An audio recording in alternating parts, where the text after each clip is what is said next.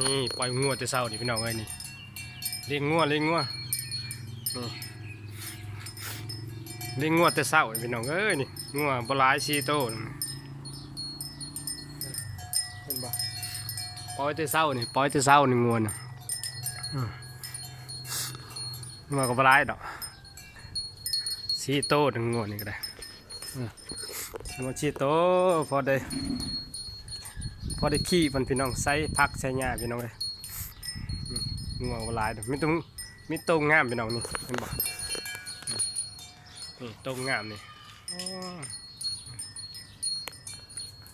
มีตรงงามพี่น้องเอ้ยงัวนี่ก็ได้ขี้มันก็ใส่ผักใส่หญ้าพี่น้องปลูกหลังบ้านเลยพอได้กินพี่น้องเอ้ยชีวิตพอเพียงพี่น้องนี่กินหญ้าเนี่ยกินดีแต่หญ้าก็ได้